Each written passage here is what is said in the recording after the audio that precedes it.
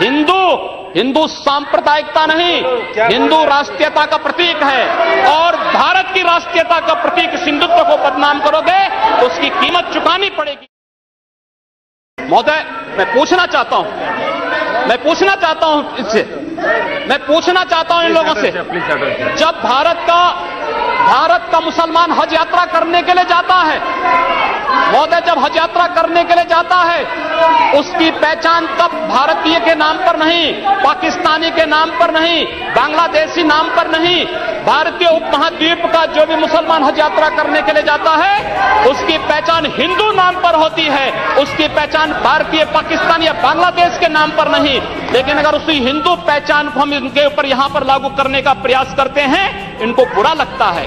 हिंदू सांप्रदायिकता नहीं, हिंदू राष्ट्रीयता का प्रतीक है और भारत की राष्ट्रीयता का प्रतीक हिंदुत्व को बदनाम करोगे तो उसकी कीमत चुकानी पड़ेगी इन लोगों को। और इसलिए महोदय, मैं आप सबके आपके माध्यम से एक बार कहना चाहता हूं, महोदय, एक बार गुरुदेव रविंद्रनाथ टैगोर ने कहा था, गुरुदेव रविंद्रनाथ टैगोर ने एक बात कही थी।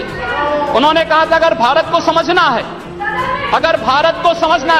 बैठ गए आप, तो बात करते हैं। महोदय, उन्होंने कहा, गुरुदेव रविंद्रनाथ टैगोर ने एक बात कही थी और उन्होंने कहा था कि अगर भारत को समझना है तो मैं भारतीय अस्मिता को पहचानना पड़ेगा, और भारतीय अस्मिता को पहचानना है तो स्वामी विवेकानंद के बारे में आप जान लीजिए। स्वामी विवेकानंद ने एक बात कही थी कि गर्व से कहो हम हिंदू हैं। स्वामी विवेकानंद ने एक बात कही थी कि गर्व से कहो हम हिंदू हैं। स्वामी विवेकानंद तो सांप्रदायिक नहीं थे, स्वामी विवेकानंद तो किसी पार्टी के नहीं थे।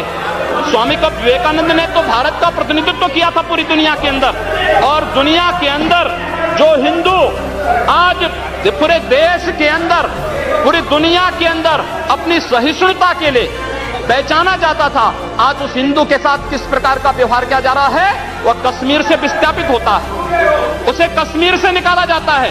एक भी बार इस सदन में चर्चा नहीं होती है, इन लोगों का मुंह नहीं खुलता जब कश्मीर से 3.5 लाख की संख्या में कश्मीरी पंडित निकाले जाते हैं, तब ये लोग नहीं बोलते।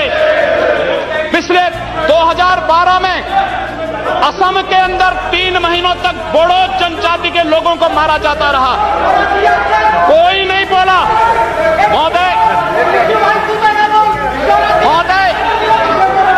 कोई नहीं बोला।